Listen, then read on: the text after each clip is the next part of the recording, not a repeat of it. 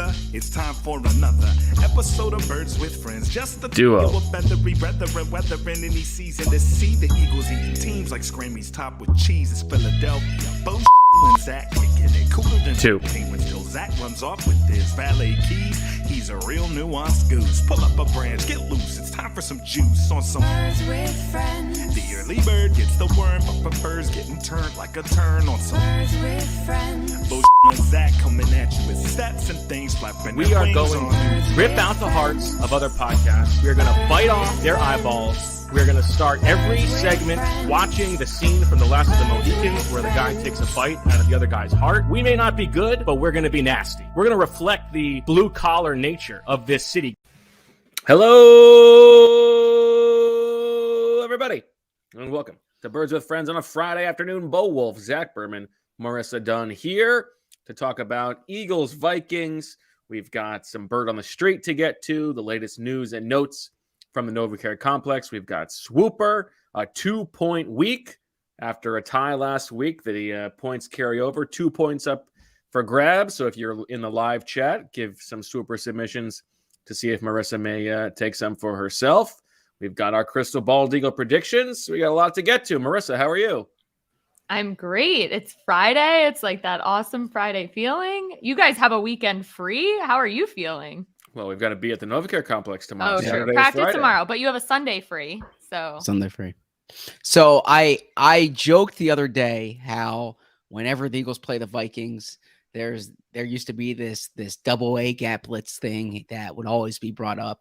Well, I have a shtick that I always seem to bring up when there's a Monday night game, and it goes back to my first year covering the Giants when Tom Coughlin wouldn't know what day of the week it was, right? It would be a Friday, but he would think it's a Thursday. It would be a Wednesday, but he would be all over the place, right? Because you're on that football week. Well, I kind of feel the same way. Yes, this is a Friday, but this is like a Thursday to me, right? Because we have the Thursday schedule.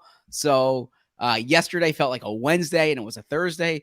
Tomorrow's a Saturday, but we'll be at NovaCare Complex, right? So the Monday games always throw me off in that regard. I'm going to tell you why I disagree with you. Don't you have kids? I do have kids, yes. Doesn't your entire life run on their schedule, on their school schedule? Emily would tell you. Does it really feel like a Thursday to you, knowing that this is their last day of school this week? So this is not an exaggeration. Emily would say that our lives revolve around the Eagles schedule. So, so to be honest with you, yeah, I mean, I knew it was Friday, but tomorrow, but it doesn't feel like a Friday. Typically, there's a feeling on a Friday at the NovaCare complex, right? You know, you're kind of wrapping things up for the week. You've spoken to guys throughout the week. You have a sense that, you're ready on a Friday afternoon. The hay is in the barn with your work. And this is very much, we're in the middle of it. So it feels odd. Brandon Graham said, it's a Friday. Are you guys going to so-and-so tonight? And no, I mean, it's a school night for us. We're at NovaCare tomorrow. Speak for yourself. All right, Zach, I do have a comment that I have to share real quick in the chat. So if our listeners do not know that we are on Cameo, and Brian just shared a comment that says, my sister and I have birthdays 6 days apart. I got her a BWF cameo, and meanwhile, my friend got me a BWF cameo completely independently. We are all such sickos. So that is some great Friday news and great Friday sickos, I would say. Well said. I mean, that's great, but that is pathetic, Brian. I could say the Get you cameos. some new hobbies. So the cameos have turned into your own private Birds with Friends episode. Yeah. We have. It's like if there's a best of the cameos. I think I don't like calling you guys sickos, but the people who are loyal listeners and viewers, you would enjoy those cameos. Yeah, I think that's right. I know that's right. We're gonna have like 30 of them tomorrow. No, I know. All right. Well, there is still plenty going on at the NovaCare complex, so let's send it on over to the Stone Cold Newsman himself, Zach Berman. He's got all his buttons buttoned. Let's send it over.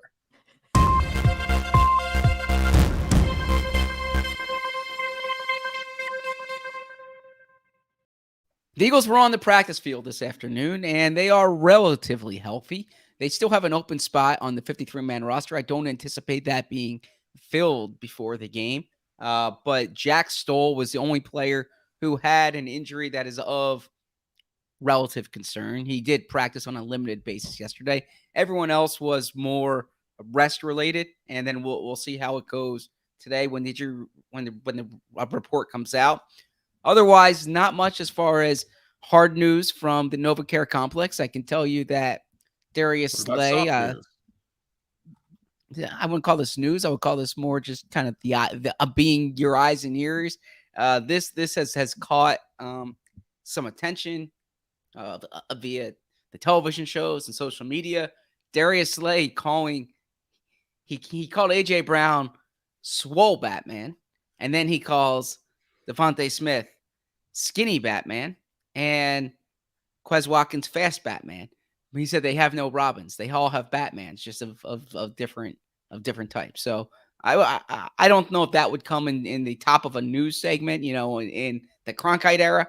But if we are, if I'm doing a hit from the NovaCare complex and they say, give me the mood of the team, that's a little color, a little anecdote for you there. So with that, back to you in the studio, Bo. Hard-hitting stuff, Zach. Thanks so much.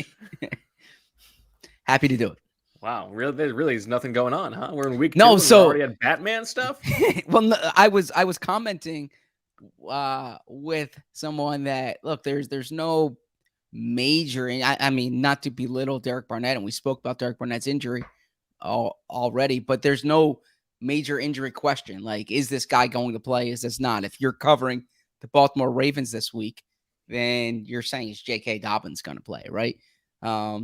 But if you're covering the Steelers this week, it's how are they going to replace T.J. Watt? But if you're covering the Eagles this week, as we are, there's a lot of discussion about. How do you feel about the death of the Queen? Well, that was I was laughing out loud on a few of those exchanges. It is great to have the Wolf's Den back, but my point being, there's a lot of discussion about, say, Jonathan Gannon's defense, right? That's the question you get hit on the most. There's questions about Devonte Smith's targets, which we discussed in the previous pod, both of those. But there's no we need to ask Nick Sirianni this at the start of the press conference, because there's not that hard news angle this week. Speaking of that, Zach, lots of content this week. Everybody should read your Marcus Epps story. I thought that was a good peek into the life of a player who is all of a sudden one of the more high profile players on the team. He had a great game in week 1. His gym ownership mirroring the rise of his own NFL career.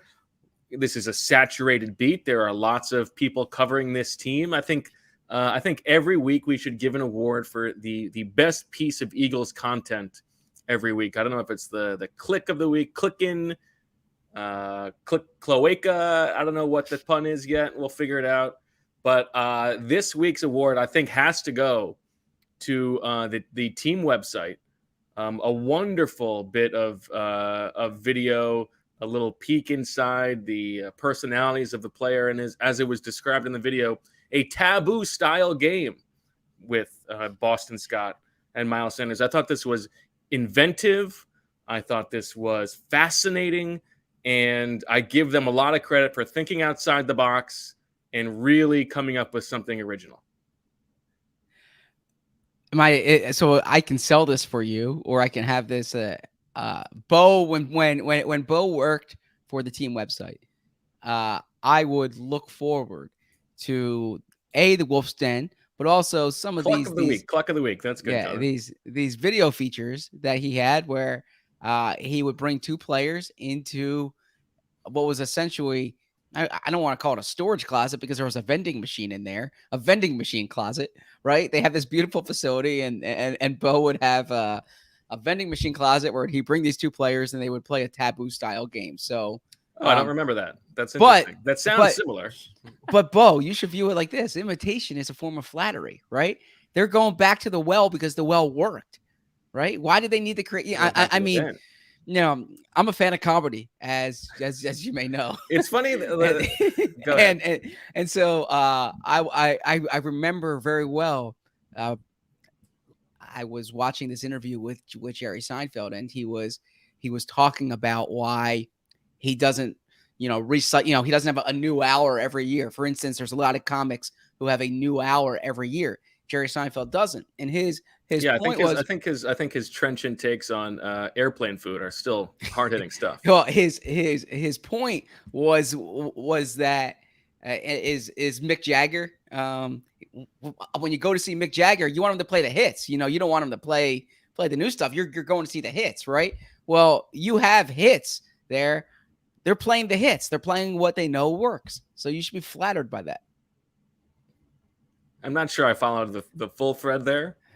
One thing that I do love about Thanks you, for selling it, Bo. Well, yeah. One thing I do love about you is you've already done this twice in this episode. Is like, oh, well, do you want me to sell it or not? And then you sort of sell it, but you're also like not really selling it because you're talking about the fact that you're selling it. It's a good, one of these days you'll jump all the way in. So a true story for you, Marissa, and I suppose for our loyal audience here. And I apologize because I'm deviating from Eagles discussion when I actually want to purposefully keep us more on Eagles discussion. But I was at the library this morning and I saw a book that I said this could really help me with the podcast. Okay. And so I look forward to digging into it this weekend. I can't endorse the book yet because I haven't read it, but it's called Good Arguments. And it says it's how debate teaches us to listen and be heard. And you would like to know the author of the book is named Bo. Oh, I mean, yeah. If that's not a sign, I don't know what is. He is a 2-time debating world champion. So that's your itinerary for Sunday. Yeah, Monday before the late night pod. You've been complaining all week that you haven't been getting enough sleep, and now you're giving yourself an extra homework assignment. That's not an extra homework assignment. That's fun. To read a good book is fun. That's not. And if you can learn how to argue better, I mean. Yeah, I so there's so many times on this podcast where I feel where I come away thinking I had a cogent point, but I did not articulate it the way I wanted to, or Bo's sheer force of personality, overcame me there. So perhaps this book will give me some insight on how to better debate you. Anyways, we should talk football. I mean, I don't view this as a debate show. We're just having a conversation. Fair enough. And again, congratulations to the Eagles and the sponsorship money they're reeling in with the Cluck of the Week on the Taboo style game. Good stuff. All right. Zach, let's talk a little bit about this matchup. We obviously talked to Arif. And in the time between talking to Arif and recording this podcast, he decided to leave The Athletic. So I think that tells you the power of this show. Congratulations to him. or perhaps it can't get any better, right? It's like that's the other way to look at it. Yeah. Some comedians, Bo, like to say, you should leave them with the biggest laugh. Right. When that's it. Thanks everybody. Yeah, exactly. Thanks everybody. So yeah, he did well. But this is a huge matchup. I've been digging into it. I've been watching the Vikings versus The Athletic. No, the Vikings versus the Eagles. And I gotta say, I was really impressed with this Vikings team. You hear about the McVay coaching tree, but then you watch that offense, and it looks very similar to the way the Rams play and want to play. Well, I think what is really interesting about this matchup and what has me excited about it is that I think this matchup is designed to tell us a lot about the Eagles relative to last week on both sides of the ball. When the Eagles have the ball, Jalen Hurts was great last week in scrambling, but the Lions were blitzing a lot and they were playing in man coverage a lot. The Vikings are going to do neither of those things. I think they blitzed 4 times last week. They had a bunch of different looks up front, but they did not send more than 4 rushers very often, and they played heavy zone. So it's going to be a different kind of test for Jalen Hurts. Can he get the ball out quick? Can he read the defense well? Can he read things pre-snap? I think we'll talk about how much they might force feed the ball to Devonte Smith, but I think on that side of the ball, it's going to tell us a lot about how much better Jalen Hurts has gotten as a passer. On the other side of the ball, the Lions had a very good offensive line, and Jared Goff got rid of the ball very quickly. the Vikings, the middle of the offensive line is not very good, and Kirk Cousins does not get rid of the ball that quickly. I think last year he was towards the bottom of the league in time to throw. He's if they have the percentages on True Media of how often he gets rid of it in less than 2.5 seconds, and then it's 2.5 to 3 and over 3, and he's at both 10 poles. So like he will get rid of the ball quickly sometimes, but he is also prone to holding the ball. And we will find out in this game if the Eagles pass rush is better than they were last week. If Jonathan Gannon can put something together, I don't even view the Justin Jefferson, can they corral him as a real test, because I think the answer is going to be no. But I want to see if the pass rush can get home against Kirk Cousins, because they should be able to. So I think on both sides of the ball, this is, and it's also it's a good team. So like it's a real measuring stick game. Week 2, is this Eagles team right now a contender, or are we going to have to be talking about wins against an easy schedule, for the first 10 weeks of the season, and we still don't really know about them. So I'm excited about what this game is going to tell us about the Eagles. Yeah, I think that's a good summation there, and I would warn against.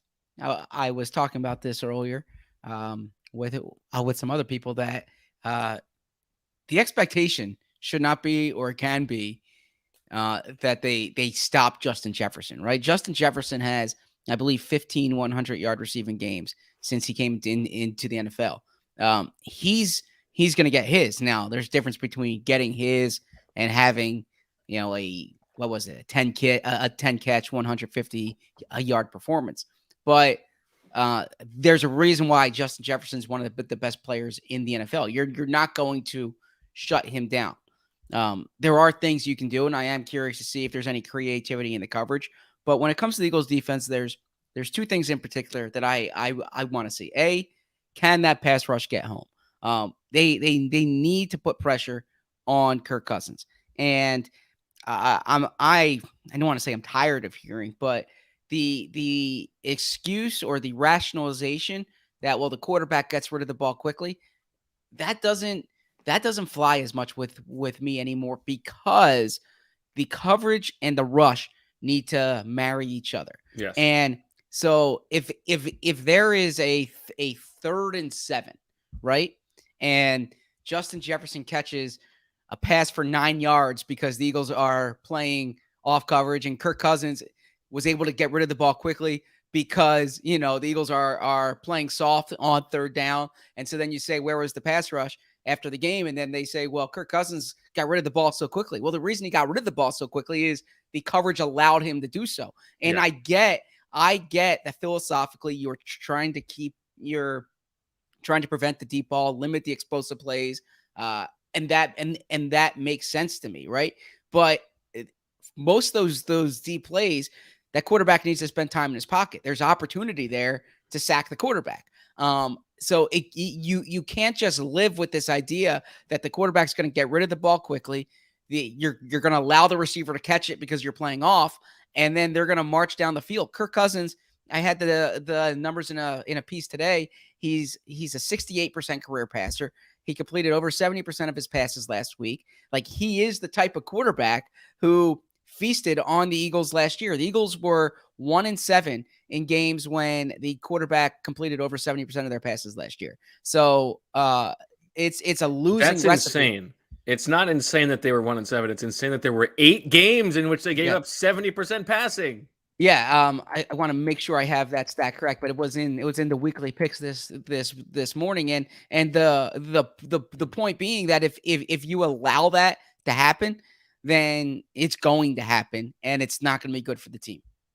I think that's exactly right. And there were several times last week in which that was the case on 3rd down when they were playing off, and Josh Sweat had a good rush, but Jared Goff was able to get the ball out quickly because there wasn't that symbiosis between the pass rush and the coverage. And so, yes, I think, go ahead. Oh, I don't mean to interrupt. I just have it here. That's all right. I'll sell your interruption. There were 8 games last year where the opposing quarterbacks completed at least 75% of their passes. 75. And the Eagles were 1-7 in those games. And that was opposing quarterbacks. It wasn't the quarterback, because I sorted it by the opposing passer by the opposing passing stats. So if there was a game with multiple quarterbacks, that would be included. Got it. Okay. Sorry to interrupt you. That's okay. I don't remember what I was talking about. So you were talking about how they can't let this happen. Yeah, I think I think we've already learned a little bit about Jonathan Gannon, but I think this is an interesting test for him, and especially the pass rush. And I will say that the pass rush, we're talking about the marriage between coverage and pass rush, and that is on Gannon. But the pass rush itself is not just on Jonathan Gannon. I mean, there is a world in which it's just Hassan Reddick and Fletcher Cox and Javon Hargrave and Brandon Graham are not as good as we were expecting in terms of winning one-on-one matchups, but that's not really a good excuse either. But it is on the players too, and it's not just on the defensive coordinator. I imagine it was not or it was a purposeful exclusion that Josh Sweat was not in that category. Yeah, for you. In general, I mean, I think Josh Sweat is as good as I think the Reddick thing is the thing that's really we've talked about it in both episodes this week, but that's the thing that's really on my radar, and it's not the topic that is popular on radio right now in terms of how often he's dropping. It's like, let's be a little bit more let's game up some matchups for him to win, where it's not just so telegraphed where he's coming from, because that's not how he has been so successful. And credit to Denise. I'm always worried I'm not pronouncing it correctly.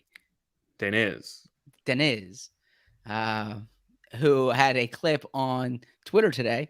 I believe it was today, where he demonstrated the Eagles having Hassan Reddick. It was Thursday. Actually lining up. Yeah, my days are all over the place here. That's it's actually it was today, but today is Thursday. Yes, lining up in the middle there, but basically that like sets the tight end free, and it was an easy completion for Jared Goff. So check out Deniz's outstanding analysis there. Okay, and how about on the other side of the ball, Zach? I glossed over the offense a little bit, but what are you expecting from that side of the ball? Some double gap blitzes? Yeah. So a few things here. Okay. This is and some guys talked about this today, AJ Brown, but the numbers back this up. And when you watch it backs it up. This is a heavy zone team, right? The Eagles saw a lot more man last week than they'll see against the Vikings. And if you heard AJ Brown kind of summarize what he sees from this Vikings defense, it's actually similar philosophically to what Jonathan Gannon wants, where they're going to play zone. They want to keep you in front of them. They want to limit the big plays, right? Now that doesn't always work. If you watch that Packers-Vikings game, you saw a play down the right sideline where Aaron Rodgers had Christian Watson. He beat Patrick Peterson, I believe, who was in coverage on that side. First play of the game. And Watson dropped the ball, right? So and actually that came up with a brief, I believe, that play. But yeah, this is a team you're going to see a lot of zone. I actually think it's going to be advantageous for Devonte Smith. We spoke about them almost force feeding Devonte the ball, but I think when you're playing some of these zone coverages and Devonte's ability to find soft spots in the zone, his route running, I think he can do some things there that could help the Eagles. Whether that's a big AJ Brown week or not, we'll see. I imagine AJ Brown is going to command a lot of attention. But as we discussed again, my days are all messed up here. As we discussed on Wednesday or Tuesday, it was Tuesday. We discussed it on Wednesday. Yes. It was like an Eagles Tuesday. The Eagles were off that day. They are going to they're sorry. I got thrown off here. But they're going to find ways to get Devonte the ball. And then the other thing I'll say too is Arif pointed out the rushing lanes that Aaron Rodgers had and did not take advantage of. I'm curious to see how the Vikings adjust that, knowing that Jalen Hurts is really good at this. And I imagine whether it's on Monday night or the season, what you're going to see teams do is almost limit their pass rush, like not get too deep in the pocket, basically force Jalen Hurts to beat them with his arm. They'll drop guys in coverage. They're not going to blitz. The Lions blitzed last week. There are going to be teams who might not blitz, and it's going to be like, all right, you guys can run the ball. What's so funny here? It's a chat thing.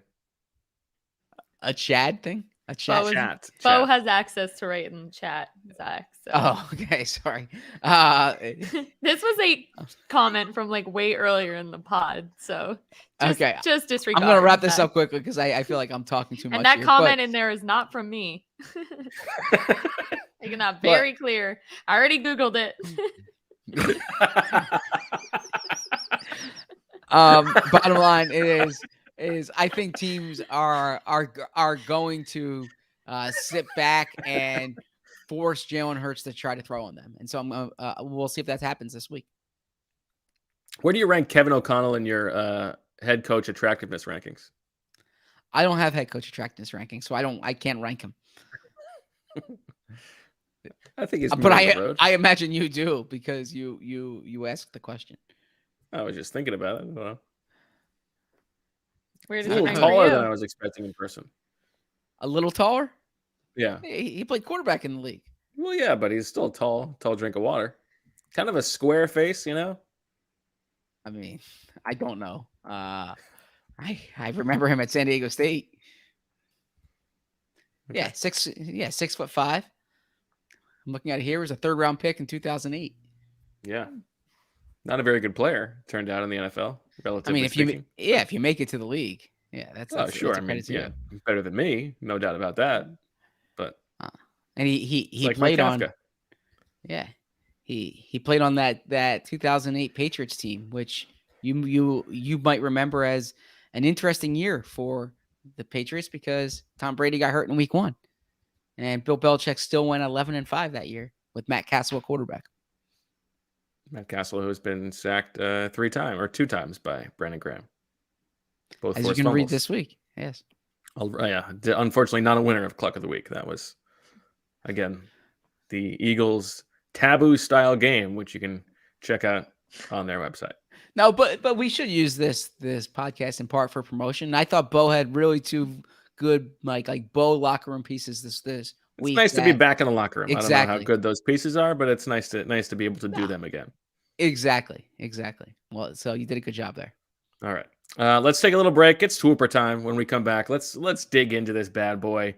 Deniz, once again, has submitted some chaos possibilities. And Marissa, after dominating last week, but still backing into a tie. I didn't dominate. I didn't get the W. So fair slate today. I'm ready. Yeah, exactly. And then it'll be 2 points up for grabs. So a little word from our sponsors and back with some Swooper Soarcasting. Now our next partner is a pretty cool product. Let's talk about Athletic Greens. Not the Athletic Greens. Athletic Greens.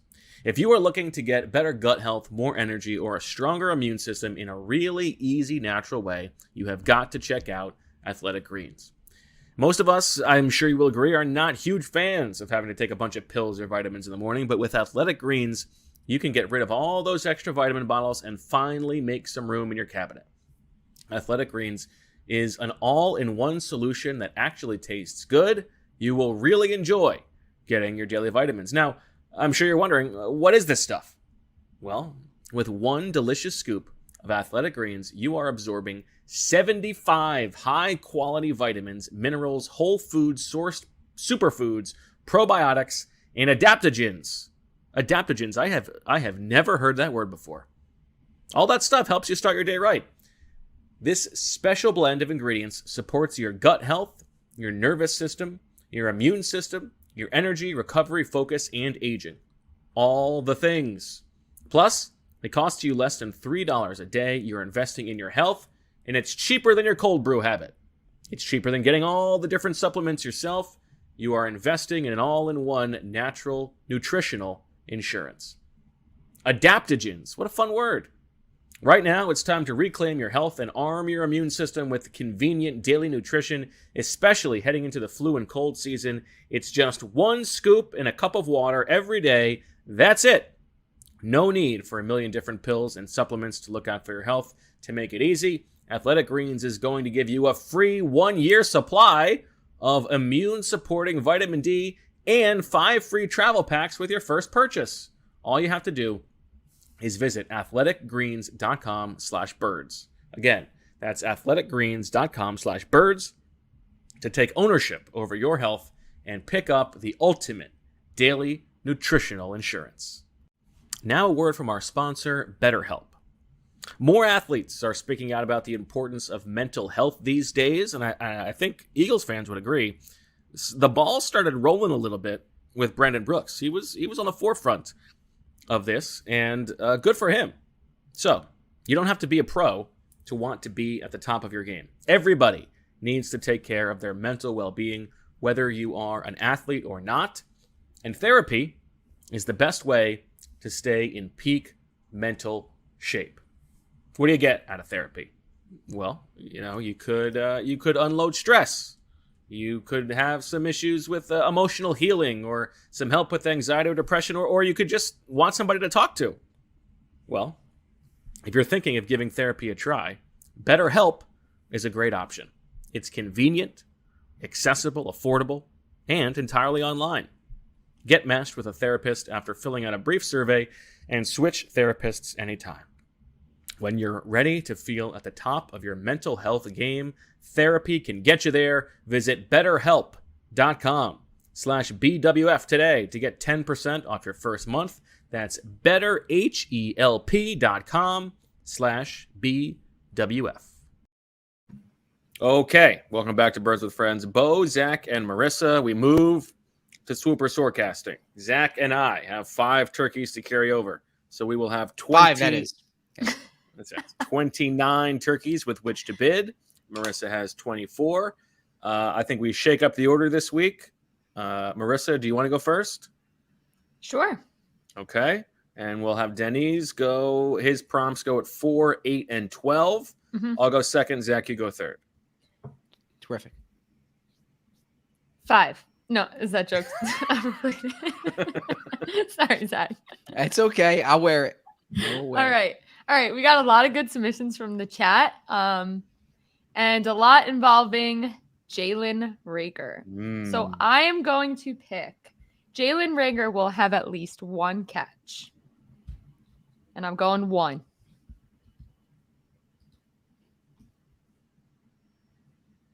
3. 4. See, so for some context here for our listeners, Jalen Reagor last week played 0 offensive snaps. He played 4 special team snaps. And was the primary punt returner. Yes. 4 going once. I think this is a good one. 4 going twice. I think they're going to give him a touch. 5. Sold. Wow, he got it in. You know what? He was thinking the joke was worth it. That's what. Yes, that's exactly. The comedy fan in Zach overtook the Munger inside of him. Seinfeld on his shoulder out-argued the Munger on his shoulder. The Seinfeld read the book, the Great Arguments book. Munger didn't. So Zach has 5. 5 going once. 5 going twice. 5 is sold to ZB, a Jalen Reagor catch. I think that's a good one. I think, like you said, I think they're gonna give him a little love and let him show out there. Maybe not too much, but I think they're gonna give him a target. As Arif said, a heavy 11 personnel team, but not a team that really mixes the 3 receivers they play. So you're going to see a lot of KJ Osborne as the 3rd receiver. People like a KJ Osborne. Yeah, I don't blame them. I like a KJ Osborne. Okay. All right, I'll go next. Devonte Smith has a touch or a target on one of the Eagles' first 2 offensive plays. Ooh, I had this one too, but I had top 5, so that's a lot harder. 5. Wow. Oh, 5. Wow. On the Wait, first wait, 2 wait. plays. Wait, at least one of them, right? Not both of them. No, yeah, at least one of the first 2 plays. They Okay. either throw it to him or hand it to him. Oh, okay. yeah. Okay, So you just bid 5. Yeah. Okay. I didn't think that was that asinine of a. Well, I What was mean, the we reaction? didn't even Called it start at asinine. 1. Yeah, but you just went right to it. It's yeah. Well, for the sake of time, it is a Friday after all, right? So, No, it's a Thursday. in my mind. Oh, 5. That's a high. That's 6. high. Oh, Marissa went 6. Mhm. I like that. But I wish I didn't use the joke on Rager, because then I would have had more turkeys to bid here. 6 going once. So it's just target though. He doesn't have to catch it. Yeah. Okay. 6 going twice. 7. 7. Munger. Aggressive ZB. 7 going once. Well, this is an important week. 7 going twice. It's like winning 2 weeks here. Sold. Devonte Wow. Smith. 13 turkeys right off the bat. No, 12. Yeah. Sorry, journalism school. All right, Zach. So before I use the self-deprecating 5 joke, I actually was going to tell you that my swoopers, it's like a crossword puzzle that has a theme. Okay, all my swoopers are going to have a 5 theme to it. So that was Wow, very yeah, nice. this week. Okay. Okay. So there are at least 5 rushing touchdowns in this game. Ooh, 5 rushing touchdowns. 1. 2. The over-under is at like 52. 52 and a half. 52 and a half. It's the 3rd highest over-under of the week. So that shows you that Vegas is expecting points in this game. I just got a text from Michael that says 7 + 5 = 12. Thank you. I have 2 right now. 2 going once. 2 3. going. Ooh, 3. 5 rushing touchdowns. Eagles had 4 last week, and the Lions had 3, right? Mm-hmm. Okay. I like the Walt Whitman High School flex there, by the way, Marissa. Yeah, I know, By right? showing Like his he went to the back same there. college as me. Like, sorry, bud. Like, got the same degree. It feels like I'm going to regret passing on this one, but I'm going to let it go. 4 going once. 4 going twice. I thought it was 3. Oh, you have it for 3? Is that right? Okay. I said 1. You said 2. Yeah, you're right. Giving away my turkeys. Okay, you're right.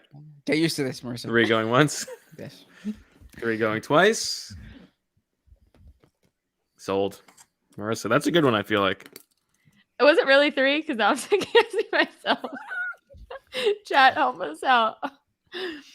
I'm pretty sure it was 3. We'll have to look All back right. at the tape. Here comes Deniz. By the way, I'm sorry. totally The ruin us. over-under is 50 and a half, not 52 and a half. I apologize.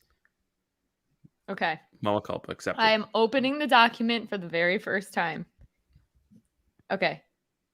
Chat says no one said 4. Okay. So, okay. All right. The item. Devonte Smith has 2 or more receptions, and this is an increasing bid all pay auction. Players bid out loud as a usual auction, but bidding must begin at 1 turkey and then increase by 1 turkey at a time. So if one player bids 1, the next bid must be 2, and so on. Once bidding stops, the player who bid last, and hence the most, wins the item, and all players must pay whatever their highest bid was during the bidding process. Mm. I think I might have to read that again. So it's normal, except that you can only advance your bid by 1 turkey increments, and whatever your last bid is, you pay that whether you win it or lose it. Okay. So the item is Devonte Smith has 2 or more receptions. Yes. Fever. 1, Frustrated. 2, 3, 4, 5, 6, 7, 8, 9, 9, 10, 10, 11, 11, 12, 13, Whoa. 14,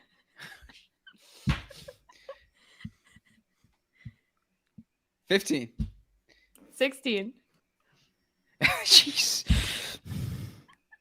How many turkeys do I have? You have 17 left, so this would be your last. I mean, 17.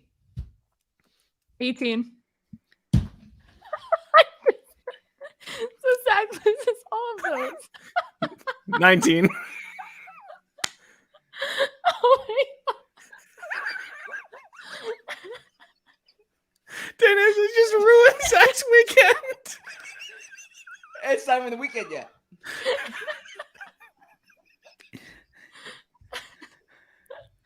Wow. 20. 21, and you can't bid. So 'cause I'm you only out have- too. And you've only got 1 turkey left. We can't finish the round. Yeah, I'm going to gotta dominate reset- now. We got to reset this here. No. I have 8 turkeys left. You're out of turkeys. And Marissa has 1 turkey left. This is insane. Wow. What a week for me. Now you have to do the submissions you were going to have anyway. You can't just do Boston Scott has 400 rushing yards. Zach is I'm obviously frustrated too, but like the total just anguish on Zach's Yeah, I face mean, I wasn't is- going to go that high, but once you guys were bidding all your turkeys and I have the most turkeys left, I mean, I'm in great shape. Well, once I got to that point, I'm like, I might as Yeah. well win it. Yeah. Like there that's was fair. That's what I thought too. I didn't Well. think you were gonna keep going.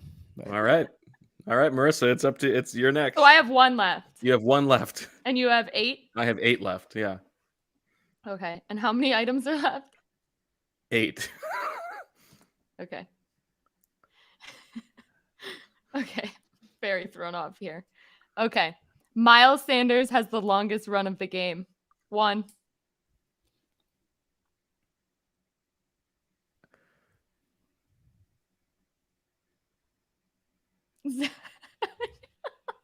I'm so frustrated myself. If I am you are so listening to frustrated this on at audio, myself. you need to I come am- to YouTube. I am so frustrated at myself because I was gonna sit that one out altogether, and I'm gonna let you have this one because I'm gonna save because there's exactly enough left for us both to have them all. Yeah.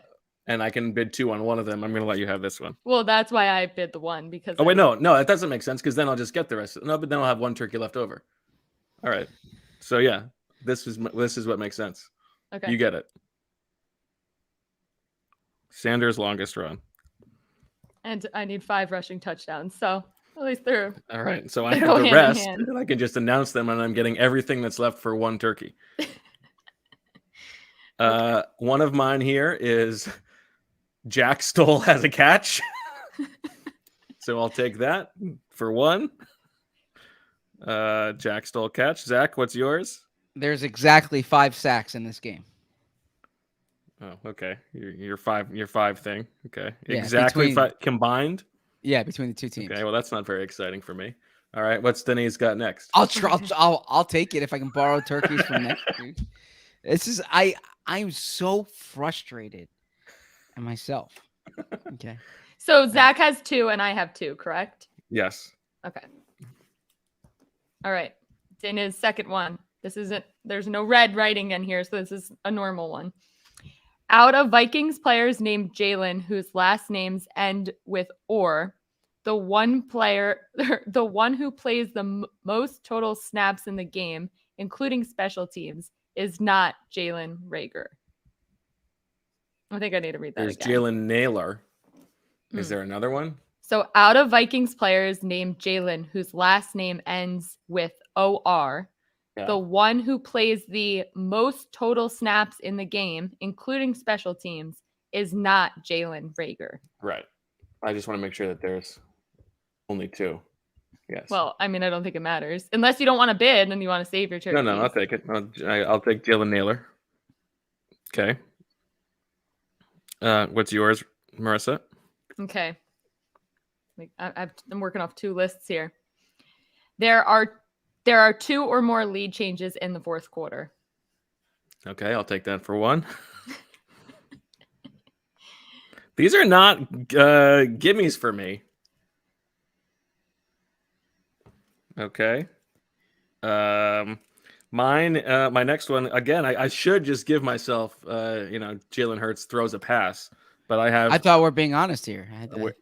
we are. So I'm telling you that I have Hassan Reddick has at least half a sack. Okay.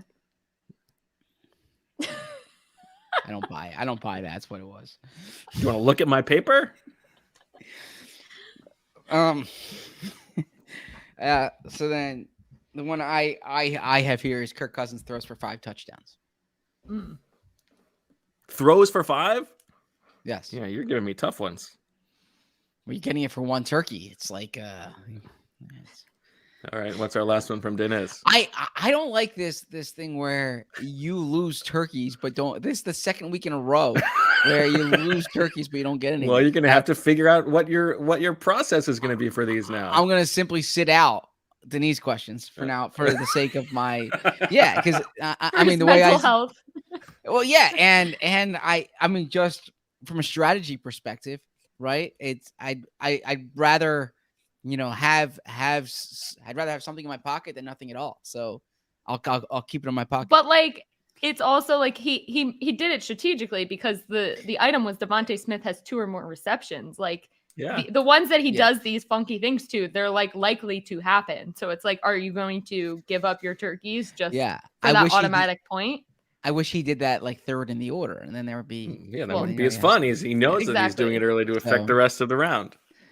I'm going to I admire and the University of Pennsylvania. I'm going to try to. I actually messaged him about this last year. Can try to audit a class, sit in on a class, try to get effective strategies. It'll be better for the pod, I imagine, than me reading this book. Oh well, that I disagree. I feel like the pod, the entertainment of the pod, excels when you are in personal turmoil. But. Agreed. Like I was upset I lost my turkeys, but Zach losing his turkeys is way better. Sorry, Zach. All right, what's our last one from Dennis? Okay. This is a normal one too. The end zones will be painted with the new Eagles word mark, even though the jerseys will still have the old one. Ugh. Yeah, it's gonna happen. Gross. All right. So I have 1 turkey left. You guys are wiped out. Zach has Jalen Reagor has a catch, and Devonte Smith has a touch or target on one of the first 2 Eagles plays from scrimmage. Marissa has there are at least 5 rushing touchdowns in the game, and Miles Sanders has the longest run of the game. I have Devonte Smith has at least 2 catches. Jack Stoll has a catch. There are exactly 5 sacks. Jalen Naylor plays more snaps, including special teams, than Jalen Reagor. There are at least 2 lead changes in the fourth quarter. Hassan Reddick has at least a sack. Kirk Cousins throws exactly 5 touchdowns, and the Eagles' word mark is in the end zone. I might, even though I played this the best, I might not necessarily definitely win this week. I mean, there's some ones in there that should hit. The Devonte one should. Wait, but should I need clarification on the sacks. Was it Eagles sacks or was it? It was combined. There are exactly 5 combined sacks in the game. Okay. Just making sure. I came in. I mean, believe it or not, I came in with a strategy today, and then, I don't know what to tell you. No. Sorry, If there's only one part of the week that you watch on YouTube as a listener, it should be Swooper, just to see the pain in Zach's face and the horror film Saw that Dennis is doing to Zach in his "You Want to Play a Game" is just, I mean, human drama. The pathos. Mm-hmm. I will gladly give Bo the 2 points for the reaction we just got there. So I will not gladly do it. But you know what? I'm hoping hey, for you never know. Yeah, I mean, perhaps there's a tie again, right? So there you go. All right.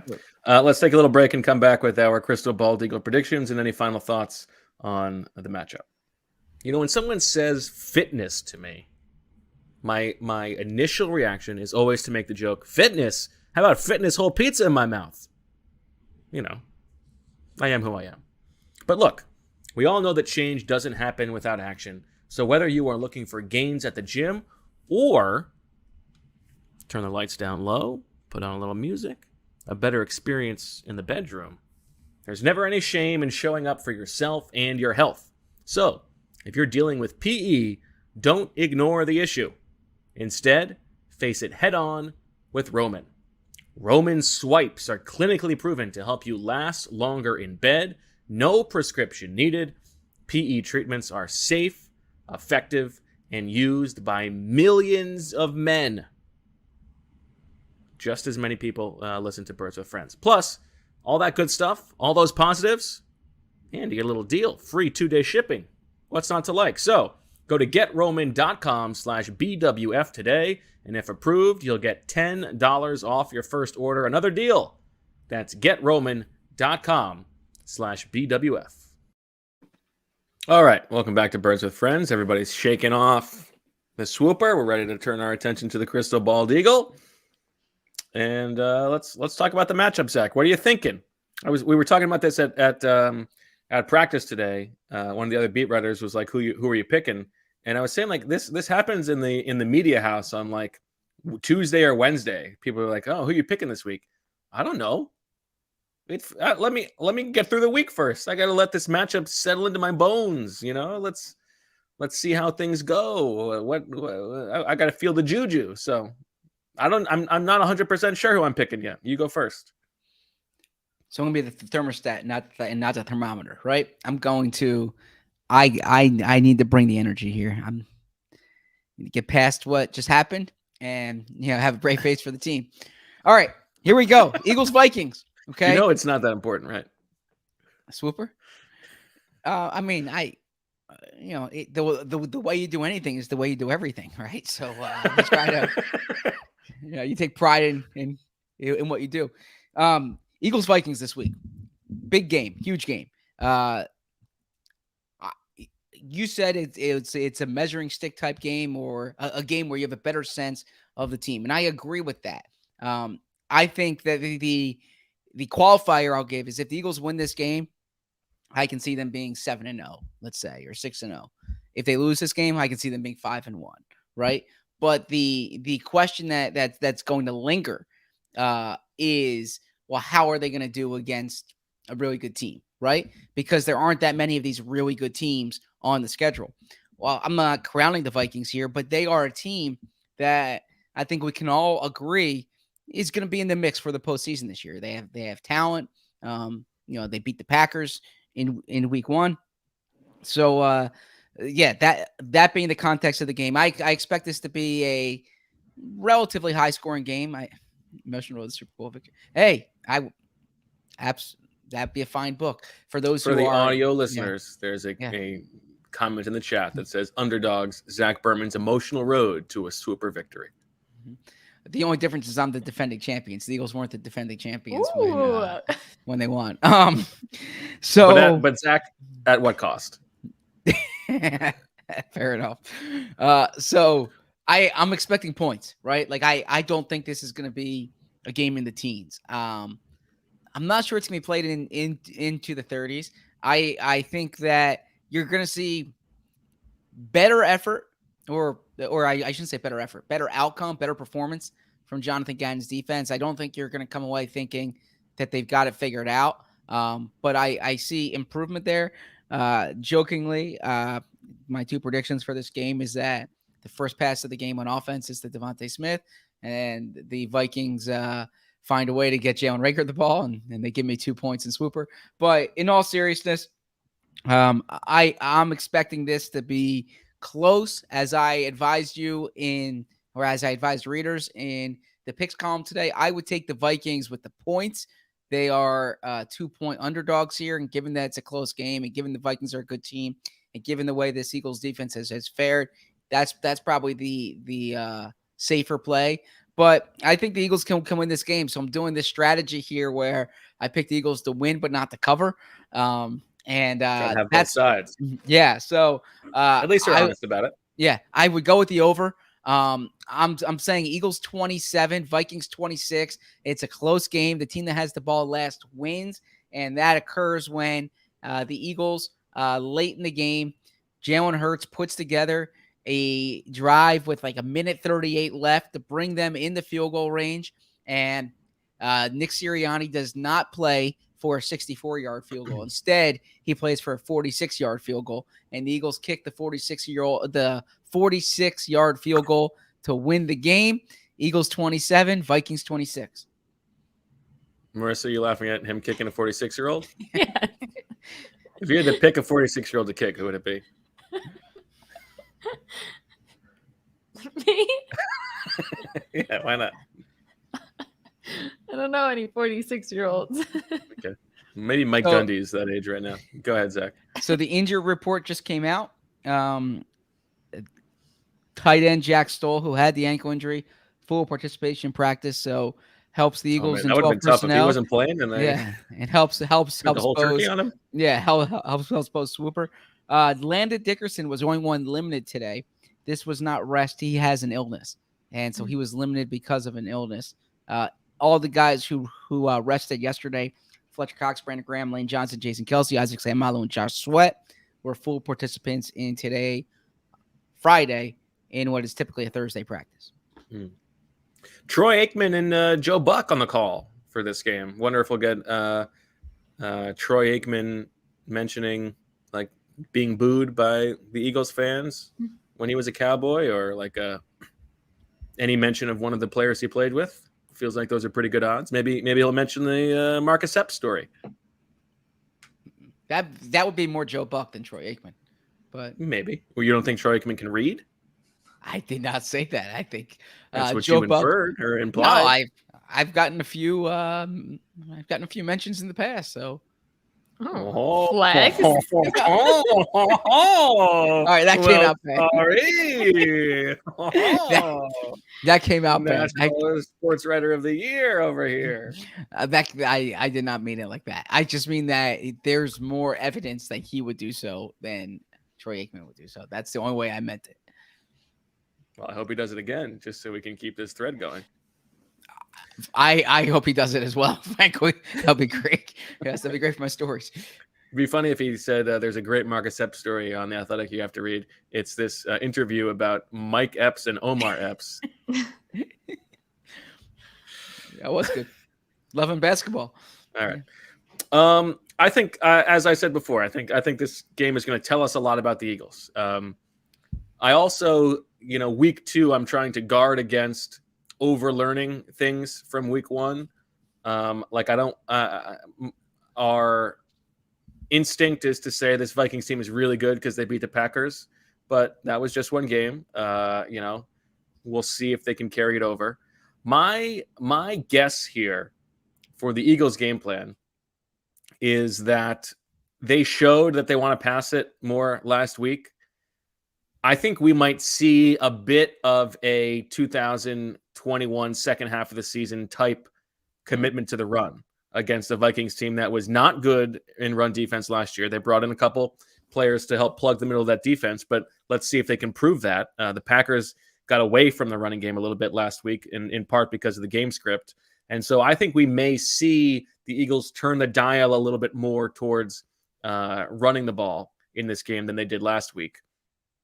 But I'm leaning Vikings, and to me it comes down to I just don't trust the Eagles defense to stop the Vikings offense when it matters, and I think that that's going to play out. I don't think they're going to have a great plan for Justin Jefferson. I think he goes off in a big way. I think the Eagles are able to put up points on offense. I think this is going to be a good game, but I'm going to take the Vikings 30, Eagles 24. Eagles fall to 1-1. Still a long season to go. Marissa, did I ask you last week? You don't want to make picks, right? Yeah, I'll just listen to you guys. You guys are the experts, but I did in our Jets pod, we make 3 picks, and I did pick the Eagles, so I don't have to do a score or anything. So I'm riding with like the home crowd and the Monday night Yeah, that's true. feel and This is gonna be home a big atmosphere. opener, the Home opener, a link. Monday Yeah, night for the home opener. yeah, Lubed up crowd. It's gonna Yeah. be exciting. yeah. And for Our those 5 watching, rushing touchdowns, Mhm. Miles Sanders to go off, Yeah. all that. for those watching college football tomorrow, Marissa's Terps are playing against SMU. Hmm. Okay, Bo's Demon Deacons are playing Liberty. They're not my Demon Deacons. Isn't that game canceled or something? Am I wrong? I don't think so. Okay. No. I don't care about them. I care about Princeton. And then Syracuse is playing Purdue. So those Tigers are are playing. The Tigers are playing Stetson at 1:00. Nice. Look for a big game from Andre Yoshivas. Anything else college football you're watching this weekend, Zach? Yeah, some good games. I mean, there's off the top of my head, BYU Oregon. That's gonna be a good game. There's let me try to think. Georgia Tech's playing Ole Miss. Yeah, that's a big line there. Oklahoma against Nebraska, the first game in the post Scott Frost era. I'm trying to think what Florida State plays tonight. So there's some good games on this weekend. I will give a plug. We just had our first episode this week. Andy Staples and Dane Brugler are doing a show this year on the Athletic Football Show feed, and it is like a crossover between NFL and college football. So talk a little bit about the current rookies in the NFL and what we saw in the previous week, as well as looking ahead to the college football weekend and the top prospects that you should be watching heading into next year's draft. So definitely check that out. Yeah. And one a game that is probably gonna be watched by our former co-host, and I imagine a lot of our audience is Penn State Auburn. So yeah, that's a big game in this area, even though it's played down in Auburn, Alabama. Zach, where do you think Jordan Davis ranks in snaps among defensive tackles in this game? Do you think he'll be 5th again? I think he's my 4th this game. Ahead of Tui? Ahead of Tui. Well, I mean, Tui played a great game. He's the one who should be on the field more. Yeah, Tui did play well. Yeah, Tui did play well.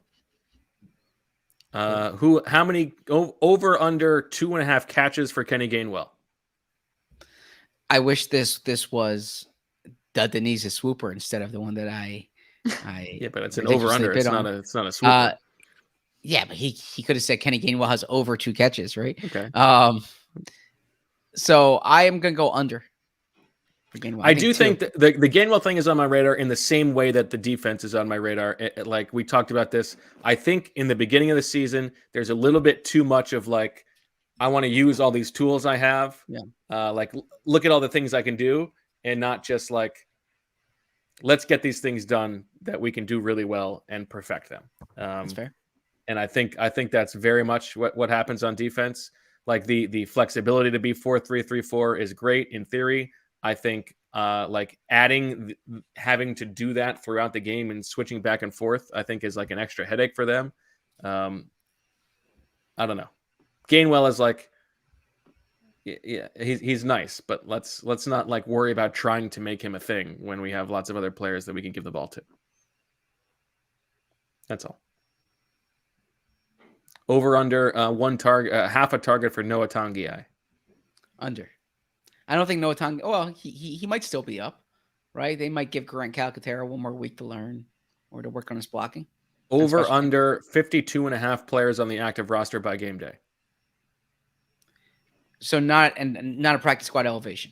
Correct. Will they fill that hole before the game? I don't think so. Not Really? at this point. Pretty hubristic. Why not? Oh, we're so good we don't even need 53 players. I don't think they're thinking of that because I think that they're going to they want that flexibility going into next week is my guess. At this point, unless you sign someone from your practice squad to your 53, it's not going to be you're not going to sign someone from a different practice squad to the 53 on a Friday. You can't do that, right? So it would have to be giving Covey the spot on the practice squad. Well, the point is that no one's signing your players right now to their 53, right? So it doesn't make sense for you to sign someone now to your practice squad, or I'm sorry, to your 53, unless you want to have more guys up than you can promote and you want to use that spot.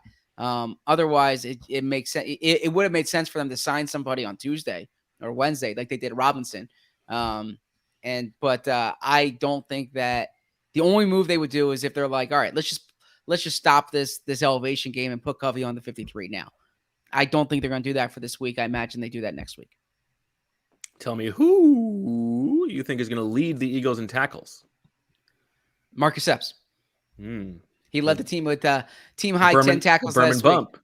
week. It wouldn't be a bump. And I mean, I say this sincerely because I was doing a lot of Epps work leading up to that story in terms of, looking at his career and some of the games that he played.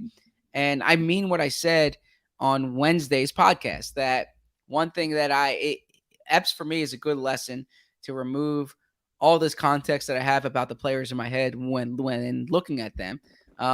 Because like he's been here since 2019 and I viewed him as a backup because he's been a backup. But he's not a backup, right? It's not often you see a guy become a starter in year 4, but that's what it's been for him. I thought you had a lot of good quotes in there too. The guys, Zach McPherson talking about how he lives in the gym. Slay saying he thinks, what did he say? He thinks he's swole. Yeah, he thinks he's swole. Slay said he wants his kids to work out there. Now, and then Avonte Maddox was like, when I was asking, so similar to what we're just talking about, when I was asking about this trajectory, Maddox was like, no, I knew this was going to happen in 2019. Like I believed he was a starter from the first time I watched him. There's one throwaway sentence in that story that I wanted to ask you about. Please. Jalen Hurts visited. He did. Now, yes. Did you take that as, wow, I didn't know Marcus Epps had such standing that the quarterback would come visit? Or did you take it as, wow, Jalen Hurts is the kind of guy who is willing to go to anything that his teammates have going on in order to show support because he knows it means something? I appreciate you asking that question. I took it as the latter. And I think I took Jalen Hurts' presence there as speaking more about Jalen than maybe kind of about Marcus. And I've heard different things, Jalen getting guys together.